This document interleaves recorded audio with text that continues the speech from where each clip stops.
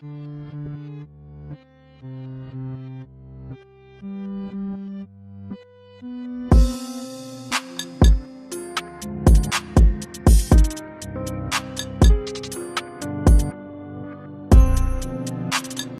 عليكم ورحمة الله وبركاته. عاملين ايه اخواتي؟ يا رب تكونوا بخير. شرح النهارده عن طريقة ازاي تطلع اي رقم امريكي وتفعل بيه واتس عادي، وممكن كمان تفعل بيه تليجرام. قبل اي حاجة صلي على النبي عليه افضل الصلاة والسلام. تاني حاجة انزل اعمل الكومنت بتاعك الجميل، اعمل اللايك، شير للفيديو عشان نستمر، ويلا بينا نخش. طبعا هو هتلاقيه بوت تليجرام، هتلاقيني سايبهولك اهوت. كل ما عليك ان انت اول ما تلاقي البوت هتقوم جاي اعمل له بس بدء كده او ستارت. البوت هيقولك اشترك في القنوات، هتشترك فيها. بعد كده بتدوس على الدول اللي هو عارضها لك، هتلاقي مثلا زي دولة مثلا المانيا. طبعا سيب اول رقم، تمام، واطلب تاني مثلا رقم، اطلع وتخش على الواتساب ايا كان اللي كان عندك. بس يعني احسن حاجة ان انت تشتغل على واتساب اعمال.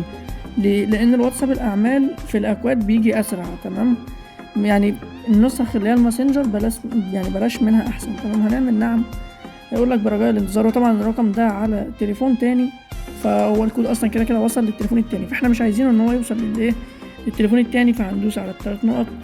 ماشي، طالما مفيش مساعدة يبقى هنرجع لورا من غير اي. تمام، زي ما انتم شايفين كده هندوس هنا الموافقة والمتابعة، نرجع على التليجرام تاني ونعمل تشينج نمبر، وناخد الرقم الجديد ونرجع تاني على النسخة بتاعتنا ونحطه، ونشيل اول رقمين. اهم حاجة بتشيل اول رقمين، تمام، وتشيل اللي هي 20 دي وتكتب 9-4 اللي هي رمز الدولة بتاعت المانيا. وبعد كده تعمل التالي، تمام. تستنى شوية وتقوم جاي عامل نعم، الرقم تاني على تليفون تاني. المهم انت هتجرب كده 2-3 بالكتير، ممكن من اول مرة يظبط معاك، وهكذا بقى. انت ممكن تطلع رقم، ممكن تطلع 2، ممكن تطلع 1000 رقم. حرفيا البوت بيجدد ارقام يعني تقريبا كل ما الملف ما بيخلص مثلا، او كل ما الارقام ما بتخلص بيرجع لك ارقام تانية احسن منها بكتير، تمام. طب افرض مثلا البوت ده ما اشتغلش معانا، مع ان البوت دوت من اقوى البوتات اصلا الموجودة على التليجرام حاليا. مفيش حد تقريبا مش بيستخدم البوت جمدان قسما بالله، حاجة فوق العظمة. طب افرض مثلا قال لي ان هو جاب الكود بس الكود ما جاليش، يبقى في حاجه اسمها جروب اوتو بي هنا، تمام. لو احنا دوسنا هنا كده ودوسنا على اوتو بي، هتلاقي الاوتو بي بيوصل لك هنا في الرسائل ديت، تمام.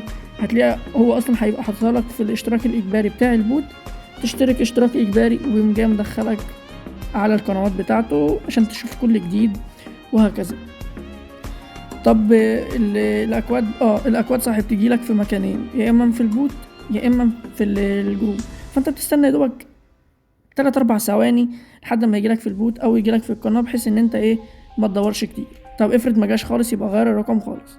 طب افرض قالك مثلا اللي هو غير تسجيل دخول غير متوفر، وكتب لك تحت اتصل بنا، هتلاقيني انا كلابه سايب لك كود، هتبعته بس للدعم وبس كده. هتحط بس الرقم بس مكان الرقم اللي هيبقى محطوط، وتبعت للدعم مرة واحدة بس. أول بس ما الدعم ما يرد عليك تخش على الواتساب تحط الرقم، هتلاقي الرقم فتح معاك من غير أي مشاكل.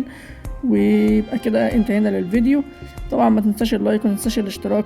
وقبل ما أقفل الفيديو حبيت أقول لكم على حاجة حلوة، ألا وهي إن الأول مرة في المجال، حرفيا مفيش حد أصلا في المجال أصلا بتاع التليجرام عامة، هنعمل أداة أو بوت بإذن الله.